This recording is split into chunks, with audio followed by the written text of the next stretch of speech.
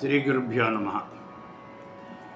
విశ్వావసునామ సంవత్సర ఉగాది సందర్భంగా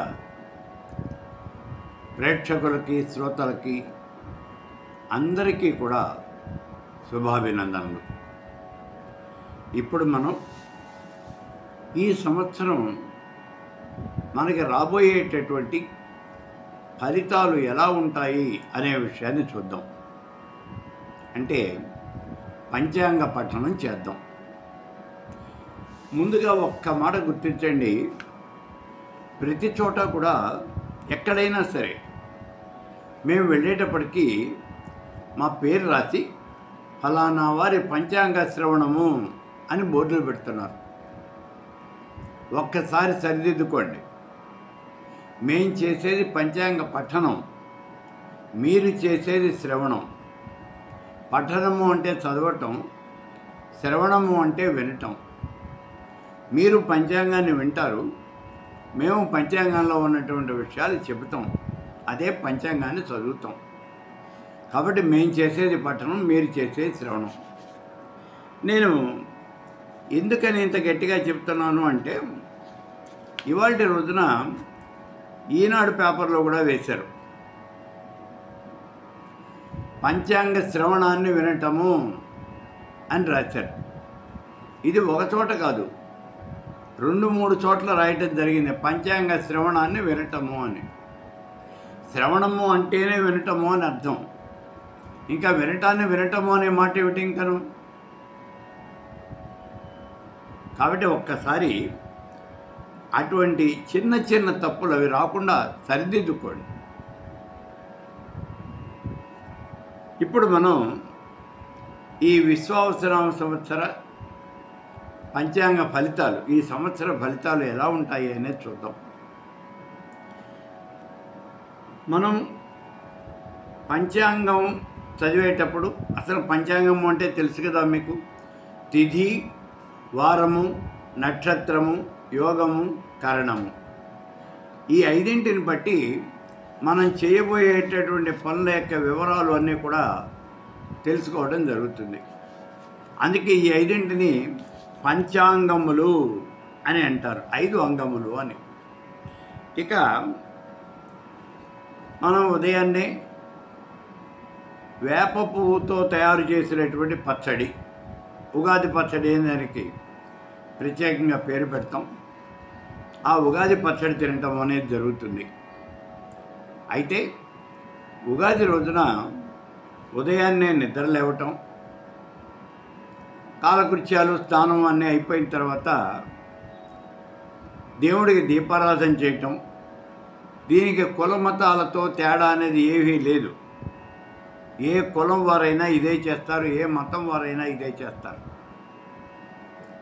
ముందుగా దేవుడికి దీపారాధన చేయటం, ఆ దేవుడికి పూజ చేసి వారికి, ఆ స్వామివారికి నివేదన చేసి, ఆ తర్వాత ఒక పండితుడిని, ఎవరినైనా సరే ఒక పండితుడిని పిలిచి ఆయనకి నూతన వస్త్రములు బహుకరించి వారిని పంచాంగం చదవండి అని అడుగుతాం. ఆయన పంచాంగం చదువుతారు, అంటే పంచాంగ పఠనం చేస్తారు. మనం కూర్చుని పంచాంగం వింటాం. ఇది ఇక్కడ మనకి జరిగేటటువంటి పని. ఇప్పుడు ఆ పంచాంగం వినటం అనేది అయిపోయిన తర్వాత ఉగాది పచ్చడి ప్రత్యేకంగా మనం ఈ ఉగాది రోజునే ఈ పచ్చడిని తయారు చేసుకుంటాం, ఇంకెప్పుడు దీన్ని వాడం.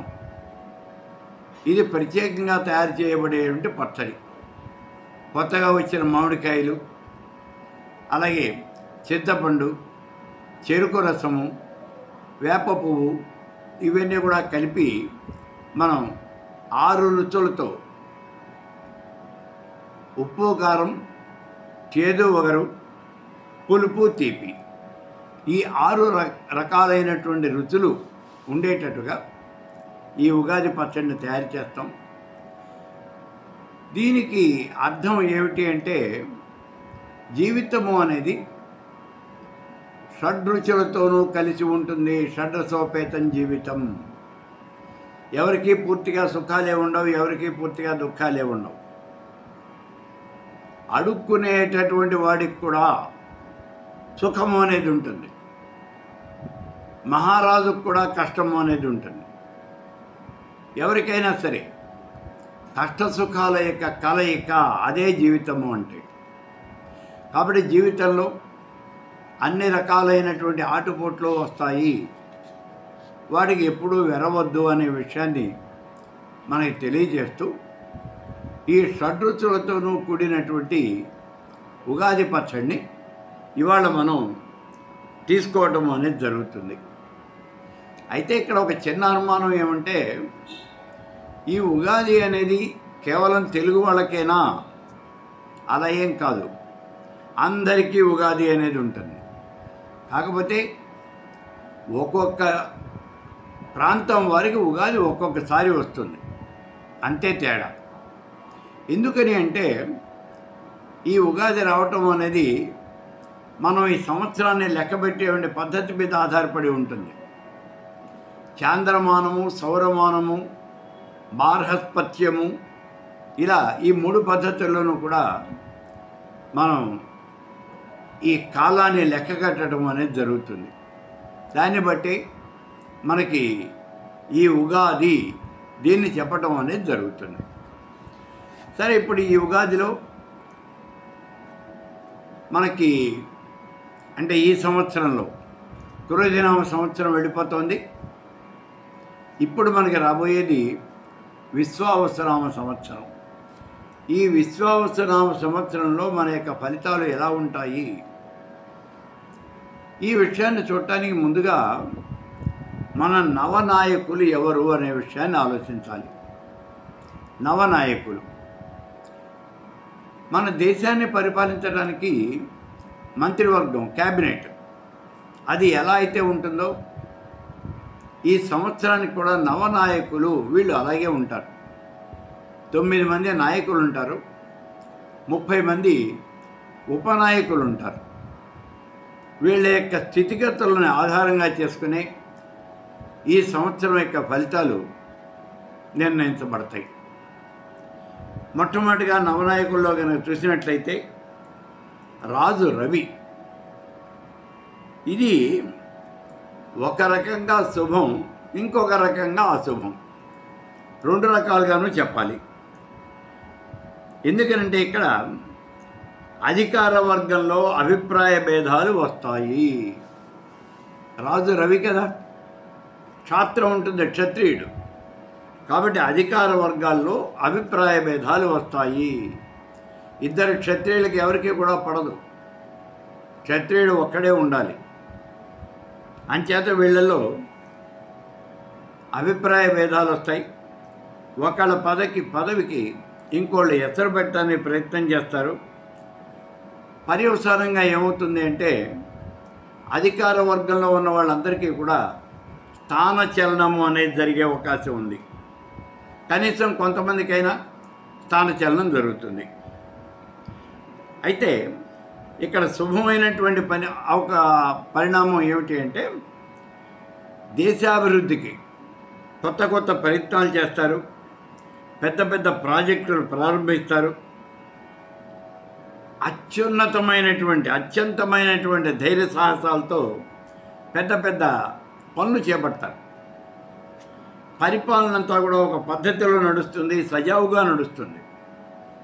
గతంలో ఉన్నటువంటి సమస్యలు కానీ, చేసినటువంటి వాగ్దానాలు కానీ, అలాగే మనం గతంలో నిర్ణయించుకున్న పథకాలు, నిరుద్యోగ సమస్య, ప్రజా సమస్యలు, అలాగే సంక్షేమ పథకాలు, వీటన్నింటినీ తీర్చడానికి విశేషమైనటువంటి కృషి కూడా జరుగుతుంది.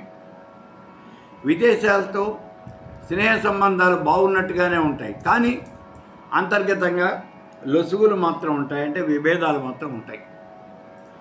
ఇక చోరబాధలు, అగ్నిబాధలు ఇవన్నీ కూడా కొంచెం ఎక్కువగానే ఉంటాయి. మంత్రి చంద్రుడు కాబట్టి ఉద్యోగస్తులకి మార్పులు అంటే ట్రాన్స్ఫర్లు ఎక్కువ ఉంటాయి.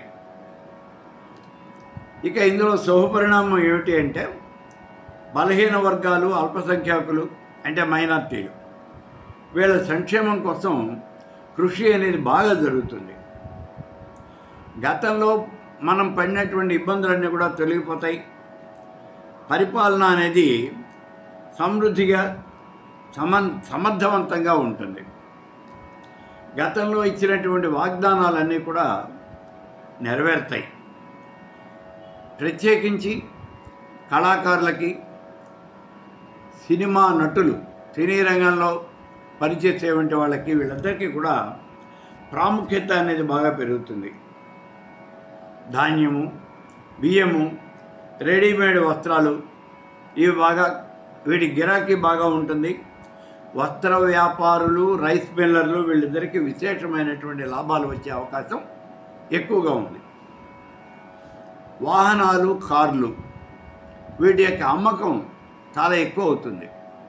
అంటే మన యొక్క స్టాండర్డ్ ఆఫ్ లివింగ్ ఇది చాలా పెరుగుతుందన్నమాట.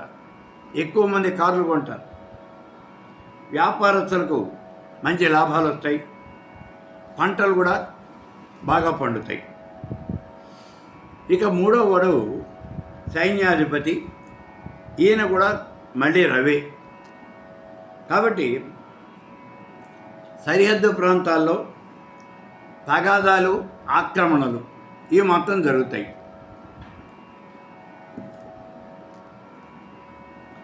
సైనికాధికారులకి స్థానచలనము అనేది ఉంటుంది. రవాణా శాఖలో ఉన్నటువంటి అధికారులకి వాళ్ళ యొక్క అధికారాలు పెరుగుతాయి. కొత్త కొత్త మారణాయుధాలు మనం తయారు చేసుకోవడం జరుగుతుంది. భూ, జల, వాయు మార్గాల్లో సైనిక భద్రత అనేది ఎక్కువగా ఉంటుంది. గోధుమలు, వేరుశెనగ, కందులు, మిర్చి ఇటువంటి పంటలు ఇవి బాగా పండుతాయి.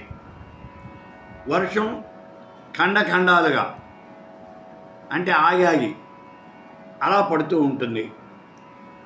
అయితే వర్ష బాధలు అనేవి తక్కువగా ఉంటాయి. పాలకుల్లో అభిప్రాయ భేదాలు ఉంటాయి, కానీ వాటి వల్ల ప్రజలకి మాత్రం ఏ రకమైన ఇబ్బంది ఉండదు. ఇక సస్యాధిపతి గురువు. గురువుకి ఆధిపత్యం వచ్చింది అంటే అది చాలా బాగుంటుంది అని లెక్క మనకి. గురువు సస్యాధిపతి కాబట్టి పచ్చని భూములన్నీ బాగా పండుతాయి. అన్ని రకాలైన పంటలు కూడా బాగా పండుతాయి. వృక్షజాతులు బాగా ఫలిస్తాయి. గోధుమలు, బొబ్బర్లు, ఉలవలు, ఎవలు, పెసలు, శనగ, పసుపు ఇట్లాంటి పంటలన్నీ బాగా పండుతాయి. భూమి అంతా సస్యశ్యామలంగా ఉంటుంది, కళకళలాడుతూ ఉంటుంది. ధరలు కూడా మనకి అందుబాటులో ఉంటాయి. మొదటి పంట కన్నా రెండవ పంట అనేది బాగుంటుంది. పాడి పరిశ్రమ ఇది కూడా బాగుంటుంది. పాల ఉత్పత్తులు, పాడి కేంద్రాలు ఇవి బాగా అభివృద్ధి చెందుతాయి. రవాణా సౌకర్యాలు బాగుంటాయి. పంటలకి అనుకూలంగా వర్షం కురుస్తుంది. బంగారం ధర ఇంకా పెరుగుతుంది. 10 గ్రాముల బంగారము ₹1,00,000 దాటిపోయే అవకాశాలు చాలా ఎక్కువగా కనిపిస్తూ ఉన్నాయి. ఇక ధాన్యాధిపతి ఈయన కుజుడు కాబట్టి మెట్ట పంటలు బాగా పండుతాయి. ఎర్రధాన్యాలు, కందులు, మిరపకాయలు, వేరుశెనగ, బొబ్బర్లు ఇలాంటివన్నీ బాగా పండుతాయి. వ్యవసాయానికి ప్రోత్సాహం ఎక్కువగా ఉంటుంది. ప్రభుత్వం ఎప్పుడూ కూడా రైతులకు చాలా అందుబాటులో ఉంటుంది.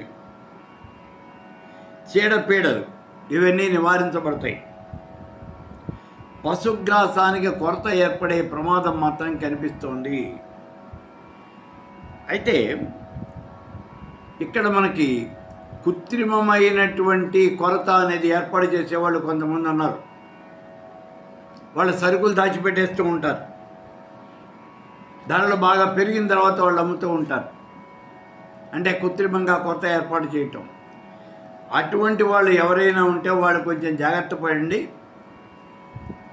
సరుకులు దాచి కృత్రిమంగా ధరలు పెంచే వాళ్ళందరికీ కూడా శిక్షలు పడే అవకాశం ఎక్కువ ఉంది. మీరు జైల్లో కూర్చోవలసి వస్తుంది. తర్వాత అర్ఘాధిపతి రవి. అన్ని వస్తువులు అందుబాటులో ఉంటాయి. ఆహార ధాన్యాలు, నిత్యావసర వస్తువులు, అలాగే వస్త్రాల ధరలు ఇవన్నీ పెరుగుతాయి. పశువులకు వృద్ధి. నాయకుల్లో భేదాభిప్రాయం ఉంటుంది. దానివల్ల ప్రజలకు కొంత ఇబ్బంది కూడా ఉంటుంది. వెన్న, నెయ్యి, నూనె ఈ ధరలు నిలకడగా ఉంటాయి. గృహ నిర్మాణ సామాగ్రి ఈ ధరలు మాత్రం స్థిరంగా ఉండవు. వెండి, బంగారం, ఇతర లోహాల ధరలు ఇవన్నీ కూడా కొంచెం పెరుగుతాయి. వడగళ్ళ వర్షాలు పడతాయి. పిడుగులు కూడా పడే అవకాశం ఉంటుంది. మేఘాధిపతి రవి. మేఘాడంబరం. బాగా మేఘాలు పడతాయి. అంత మేఘము వర్షంగా కురవదు. గాలివానలు ఎక్కువగా వస్తాయి. వర్షం ఖండాలుగా పడుతుంది. ఎర్ర భూములు, ఎర్ర ధాన్యాలు బాగా పండుతాయి. కందులు, గోధుమలు, వేరుశెనగ, మిర్చి ఈ పంటలు బాగా పండుతాయి. పండినప్పటికీ కూడా వాటి ధరలు కొంచెం ఎక్కువగానే ఉంటాయి. పంట బాగా పండుతుంది, అయినా ధరలు ఎక్కువ ఉంటాయి. క్రిమికీటకాల వల్ల దిగుబడి అనేది బాగా తగ్గిపోతుంది. ప్రజల్లో భయాందోళనలు ఎక్కువగా ఉంటాయి. క్రిమికీటకాల వల్ల దిగుబడి అనేది తగ్గుతుంది. ఇక రసాధిపతి శని. దీనివల్ల నెయ్యి, నూనె, తేనె, బెల్లము, చెరకు, రసద్రవ్యాలు వీటి యొక్క ధరలు తగ్గే అవకాశం కనిపిస్తోంది. మినుములు, ఉలవలు, నల్లధాన్యాలు ఇవి బాగా పండుతాయి. గంజాయి మొదలైనటువంటి మత్తు పదార్థాల మీద ప్రభుత్వం ఉక్కుపాదం అనేది మోపుతుంది. దానివల్ల వాటి ధరలు అనేది బాగా పెరిగిపోతాయి. ఉన్ని, పట్టు, నార, పీచు, గోనె వీటి యొక్క ధరలు బాగా పెరుగుతాయి. గతంలో మూతబడినటువంటి పరిశ్రమలన్నీ కూడా ఇప్పుడు తెరుచుకుంటాయి. అకాలంలో వర్షాలు పడతాయి. ఇక 9వ నాయకుడు నీరసాధిపతి బుధుడు. అన్ని రకాల ధాన్యాలు, పెసలు, అపరాలు ఇవన్నీ బాగా పండుతాయి. ధరలు అందుబాటులో ఉంటాయి. సుగంధ ద్రవ్యాలు, ఆయుర్వేదం, వనమూలికలు వీటి యొక్క ప్రాధాన్యత అనేది బాగా పెరుగుతుంది. డాక్టర్లు, మందులు తయారు చేసే కంపెనీలు ఇవన్నీ కూడా బాగా వృద్ధి చెందుతారు. అంటే డ్రగ్ మాఫియా బాగా పెరుగుతుందన్నమాట. ధాన్యం, బియ్యం, పంచదార, బెల్లము, చెరకు వీటి ధరలు బాగానే ఉంటాయి. ఇవేం తగ్గవు. స్త్రీలు నవరత్నాలు, రాళ్ళు, కెంపులు, పచ్చల ఆభరణాలు ఇవి ధరించడానికి ఎక్కువ ఆసక్తి అనేది చూపిస్తారు. జ్యోతిష్యం మీద, జాతకాల మీద, నోములు, వ్రతాల మీద ఆసక్తి అనేది బాగా పెరుగుతుంది. జనులకి భక్తి, విశ్వాసం ఇవి కూడా బాగా పెరుగుతాయి. మొత్తం మీద చూస్తే నవనాయకుల్లో నలుగురు మాత్రం శుభులు. నాటే 4 ఆధిపత్యాలు శుభం, 5 ఆధిపత్యాలు పాపం. ఉపనాయకుల్లో కనుక చూసినట్లయితే 14 మందే శుభులు, 16 మంది పాపులు. దీన్ని బట్టే మనకి సంవత్సర ఫలితం అనేది ఎలా ఉంటుంది అనే విషయం తెలుస్తోంది. ఇక సంక్రాంతి పురుషుడిని కనుక చూసినట్లయితే పుష్యబౌళ ఏకాదశి బుధవారం, వృషభ లగ్నం, అనురాధ నక్షత్రం, గండయోగం, బాలవ కరణం, ఉత్తరాషాఢ 2వ పాదంలో మకరంలో రవి ప్రవేశిస్తూ ఉన్నాడు. అది కూడా మధ్యాహ్నం 3:07 ప్రవేశిస్తున్నాడు. అష్టకర్ణో విశాలక్షో లంబభ్రు దీర్ఘనాసిక అష్టబాహుర్చతుర్వక్త సంక్రాంతి పురుషస్మత. ఈయన యొక్క పేరు మంద. మంద అనే పేరుతో ఉన్నాడు కాబట్టి ఇది రాజులకు అరిష్టం. కుంకుమ నీళ్లతో స్నానం చేస్తూ ఉన్నాడు. స్త్రీలకు అరిష్టము. శనకాక్షతలు ధరించి ఉన్నాడు. అంటే శనగలు అక్షతలుగా ధరించాడు. శనగ పంట దెబ్బతింటుంది. రక్త వస్త్రాన్ని ధరించాడు. యుద్ధ భయం ఎక్కువ. చందనం గంధంగా రాసుకున్నాడు. ఇది ఆరోగ్య సూచకం. జాజి పుష్పాలు ధరించాడు. కీర్తి బాగా ఉంటుంది. నీలం ఆభరణంగా ధరించాడు. ఇది క్షేమం. వెండి పాత్రలో భోజనం చేస్తున్నాడు. వెండి కొంచెం కరువు అయిపోతుంది, బాగా తక్కువగా దొరుకుతుంది. పాయసాన్నం తింటున్నాడు. ఇది దుర్భిక్షం. అరటిపండు తింటున్నాడు. ఇది ఆరోగ్యకరం. పులి వాహనం మీద ఉన్నాడు. మృగాలకు అరిష్టం. భిండి దీన్ని ఆయుధానిగా ధరించాడు. రాజులకు అరిష్టం. రాజులు లేరు కదండి, నాయకులకు అరిష్టం. రక్తఛత్రము యుద్ధ భయం. యుద్ధం జరుగుతుంది. ఖడ్గధారణ ఇది కూడా యుద్ధానికి సూచికమే. దక్షిణ దిక్కుగా ప్రయాణం చేస్తున్నాడు. దక్షిణ దేశాలకు అరిష్టం. కోపమైనటువంటి ముఖం కలిగి ఉన్నాడు. ప్రజలకు ఇబ్బంది అనేది వస్తుంది. కూర్చుని ఉన్నాడు. ఇది సుఖం, సస్యవృద్ధి. కృష్ణపక్షంలో ఈ మకరంలో ప్రవేశం జరుగుతోంది కాబట్టి మంచి వర్షాలు కురుస్తాయి. ఇది క్షేమము, ఆరోగ్యము, పంటలు బాగా పండుతాయి. అయితే ఏకాదశి రోజున మారుతున్నాడు మకరంలోకి. ఇది శుభకరం, సుఖకరం. బుధవారం అయింది. ఇది శుభం. అనురాధ నక్షత్రంలో మారుతున్నాడు. గోవులకి నష్టం. వృషభ లగ్నం. గోవులకి సౌఖ్యం. మధ్యాహ్న సమయం 3:07 మ్లేచ్చులకు హాని. 11వ ముహూర్తంలో మారుతున్నాడు. ఇది సుభిక్షము. ఇవి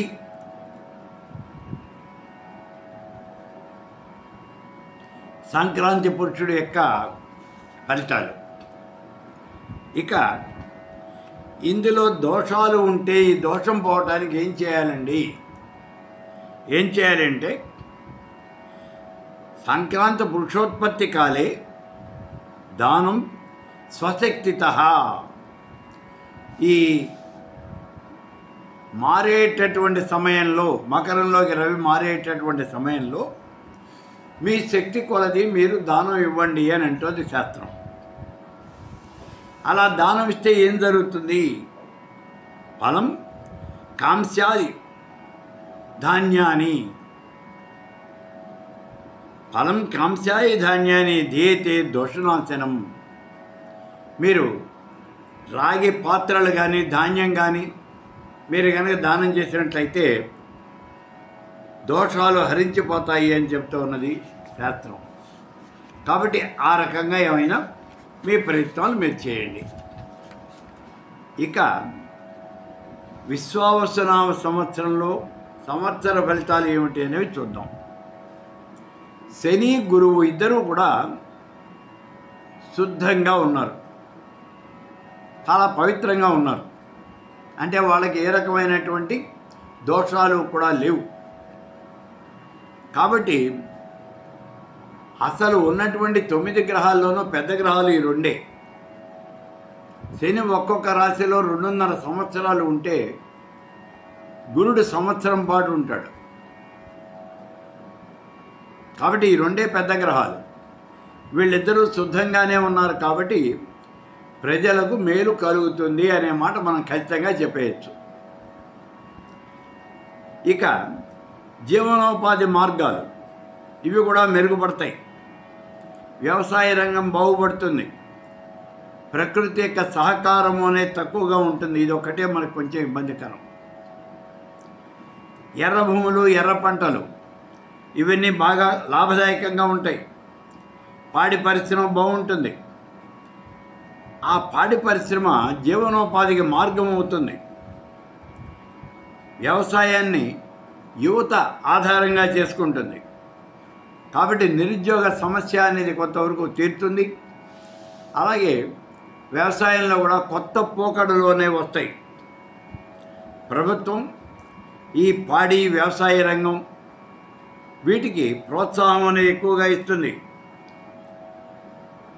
ఈ ఉగాది అనేది పంచగ్రహ కూటమితోనే ప్రారంభమవుతోంది. మీరు చూడండి, పంచగ్రహ కూటమితో ప్రారంభమవుతూ ఉన్నది. అంటే ఇవాల్టి రోజున మీనంలో రవి, చంద్రుడు, బుధుడు, రాహువు, శుక్రుడు 5 గ్రహాలు ఉన్నాయి. దీంతోనే ప్రారంభమవుతున్నది ఉగాది.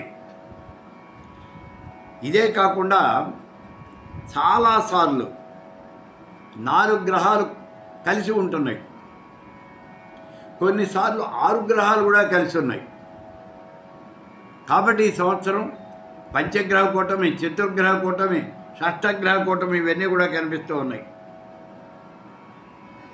ఇది అంత మంచిది కాదు అనే విషయాన్నే మనకి ఈ పంచాంగకర్తలు చెప్తూ ఉన్నారు. ఇక్కడ ఏమిటి అంటే దీనివల్ల చాలా దారుణమైనటువంటి పరిస్థితులు ఏర్పడతాయి. ఎటువంటివి అంటే కరోనా వచ్చినటువంటి సమయంలో ఇలా చతుర్గ్రహ కూటములు ఏర్పడ్డాయట. అటువంటి గ్రహ కూటమే ఇప్పుడు కూడా ఏర్పడుతోంది. కాబట్టి పరిస్థితులు అంతకన్నా దారుణంగా ఉంటాయి. ఎందుకంటే ఈ చతుర్గ్రహ కూటములు చాలాసార్లు వస్తున్నాయి అని చెప్తున్నాడు. అంతర్గత శత్రువుల యొక్క బాధలు ఎక్కువగా ఉంటాయి, అనారోగ్య సమస్యలు వస్తాయి అంటున్నారు పంచాంగకర్తలు. ఇది చాలా పెద్దదైనటువంటి మైనస్ పాయింట్ మనకి. ఇక తర్వాతది జగల్లగ్నంలో మీనరాశిలో 4 గ్రహాలు అంటే చతుర్గ్రహ కూటమి, బుధుడు, శుక్రుడు, రాహువు, శని వీళ్ళు 4 ఉన్నారు. అలాగే శనితో రాహు కానీ శనితో కేతువు కానీ కలిసినట్లయితే పాలకులకు ఇబ్బంది అని చెప్తూ ఉన్నారు పంచాంగకర్తలు. దీనివల్ల ఏం జరుగుతుంది అంటే దేశంలో అల్లర్లు జరుగుతాయి. కాబట్టి జాగ్రత్తగా ఉండండి అని చెప్తూ ఉన్నారు. దేశంలో అల్లర్లు జరిగే అవకాశాలు ఎక్కువ ఉన్నాయి. ఇక చైత్రం దగ్గర నుంచి ఇక్కడ కనుక మనం చూసినట్లయితే శనికి 3వ ఇంట్లో గురువు ఉన్నాడు. ఈ 3 విషయాలని దృష్టిలో పెట్టుకుంటే అంటే చతుర్గ్రహ కూటమి, పంచగ్రహ కూటమి, అలాగే ఇప్పుడు శనికి 3వ ఇంట్లో గురువు ఉంటాం. ఈ 3 కనుక మనం దృష్టిలో పెట్టుకున్నట్లయితే కేంద్రంలో ప్రతిపక్షాలు ప్రభుత్వానికి అడ్డంకులు కలిగించే అవకాశం చాలా ఎక్కువగా కనిపిస్తోంది. అది కూడా కేంద్రంలో ఈ అవకాశాలు చాలా ఎక్కువ ఉన్నాయి. ఇక క్రోటను, బోన్సాయి ఇలాంటి మొక్కల యొక్క వ్యాపారం అనేది బాగా పెరుగుతుంది. వాణిజ్య పంటలు పత్తి, మిర్చి ఇలాంటివి బాగా, పొగాకు బాగుంటాయి. గుడి సంచారం బాగుంది. కాబట్టి రైతులంతా వ్యవసాయంతో పాటుగా వ్యాపారం కూడా చేస్తారు. ఇది చాలా లాభదాయకంగా ఉంది. కుజుడు, శని వీళ్ళు సమసప్తకాల్లో ఉన్నప్పుడు అంటే శని మీనంలో ఉన్నప్పుడు కుజుడు కన్యలో ఉంటాడు. లేకపోతే శని సింహంలో ఉన్నప్పుడు శని వచ్చి కుంభంలో ఉన్నప్పుడు కుజుడు వచ్చి సింహంలో ఉంటాడు. ఇలా కనుక ఉంటే సంసప్తకాల్లో కనుక ఉన్నట్లయితే అది కూడా ఎక్కడ జరుగుతుంది అంటే జూన్ 7వ తారీఖు దగ్గర నుంచి సెప్టెంబర్ 13వ తారీఖు దాకా. ఈ సమయంలో రాజకీయంగా ఎక్కువ చికాకులు వచ్చేటువంటి అవకాశం ఉన్నది. వర్షలగ్నము, జగలగ్నం ఈ రెండింటినీ కనుక చూస్తే గ్రహాలన్నీ కూడా మంచి స్థానాల్లో సంచరిస్తూ ఉన్నాయి.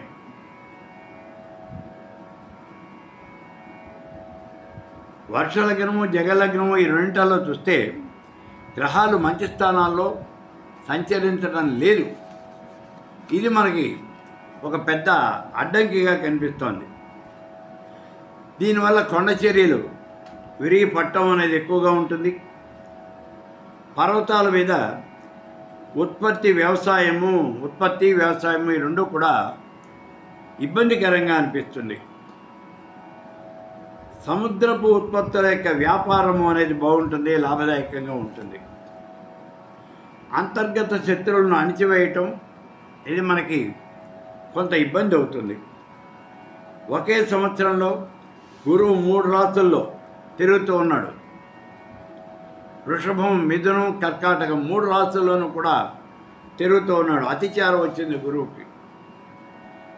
ఇది అంత మంచి శకునం కాదు.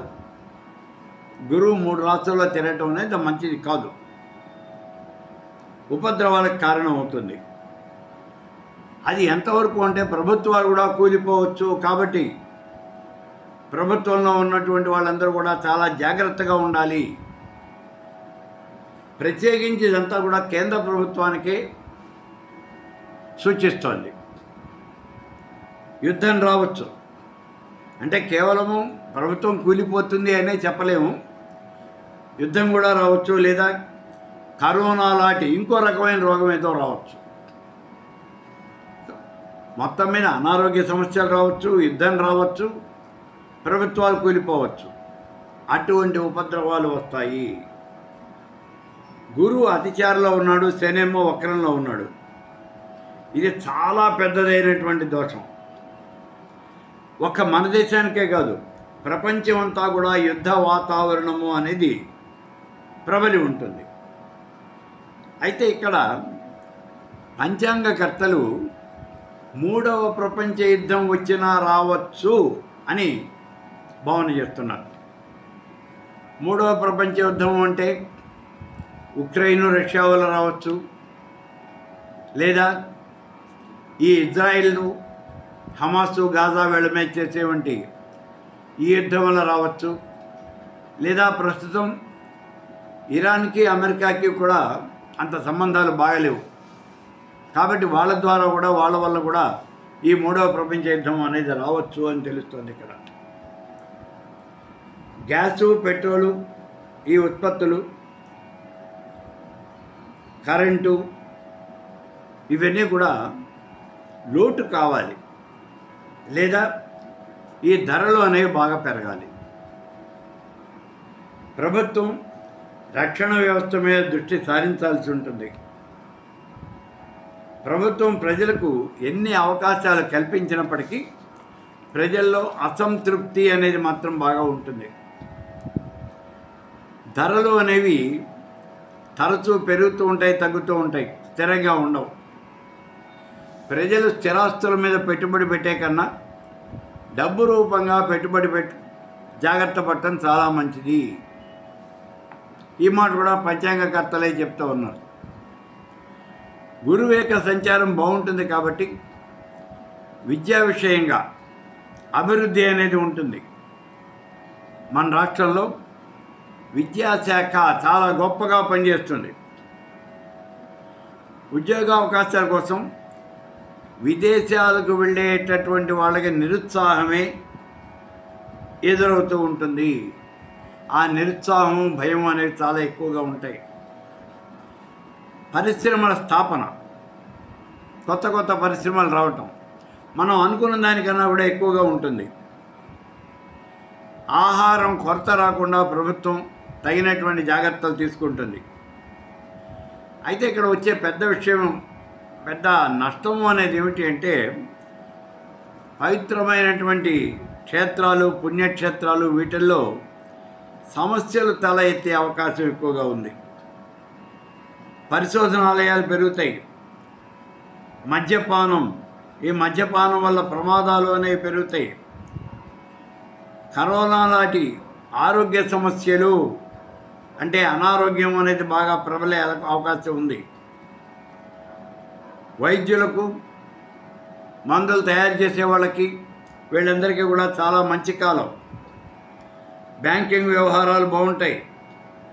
వ్యవసాయదారులకి పంట బీమా, ఎరువులు, మందులు ధరల విషయంలో ప్రభుత్వం శ్రద్ధ ఎక్కువగా ఉంటుంది. గత సమస్యలు గతంలో ఉన్నటువంటి సమస్యలు అవి ఎక్కువగా పరిష్కరించబడతాయి. సమాజంలో అరాచకాలు పెరుగుతాయి.